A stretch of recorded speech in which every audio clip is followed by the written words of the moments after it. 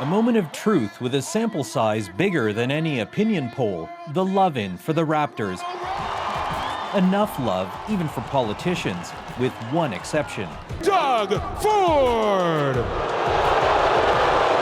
Boos for Ford, and now the boot for some of his most senior cabinet ministers, 2 months after a deeply unpopular budget.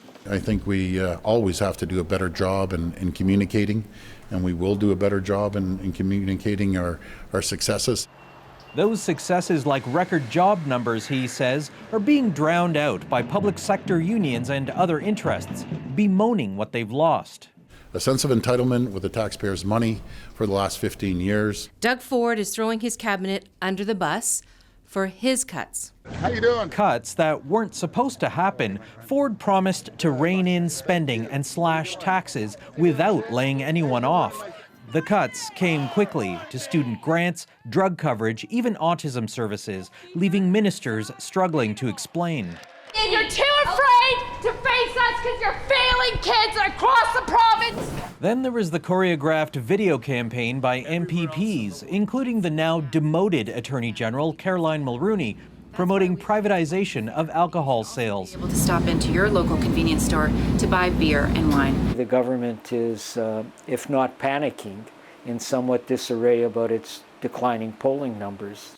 At most, he says, the shuffle could reset soured relations between ministers and the people they're supposed to serve. But better communications may not fix Ford's unpopularity. The more we have people who are expert in communications, it seems there's less and less trust in government.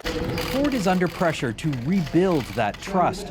His federal cousins know anti-conservative sentiment could hurt their chances in the fall election. Vic Adopia, CBC News, Toronto. Okay, let's turn now to Mike Crawley. He covers Ontario politics for CBC News. So obviously the Vic Fideli move seems like the biggest one. What should we make of that? It is a really big deal. Rosemary, we've done the research. It doesn't seem that we can find any other example of a Canadian premier or prime minister shuffling their finance minister, dumping their finance minister after just one budget. And when I first heard the rumblings that Vic Fideli could be shoved out, there were several Tories who told me that that would not happen because it would send a message of panic. Well, now it's happened. And you've now got this contradiction because Ford got rid of his finance minister, yet he's still defending his budget.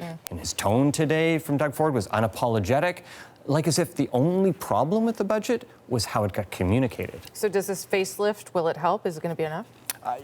Ordinary people don't actually care who the faces are in cabinet. They see Doug Ford very much as the face of this government. And Ford's not giving any sense that he's actually going to change the direction of his policies. And I heard people talk about this in a call-in show today, people from across Ontario, people who voted PC. There's also the risk that Ford has of having dumped these senior cabinet ministers, that he risks losing their loyalty. And if in a year from now their poll numbers are still low or get worse, the knives could come out. They'd be in the middle of their mandate, and if MPPs and ministers feel their seats are at risk going into an election, they're going to start looking around and thinking, it's not the cabinet that's a problem, it's Doug Ford that's a problem. Okay, Mike Crawley, thanks for this. Going to keep you busy.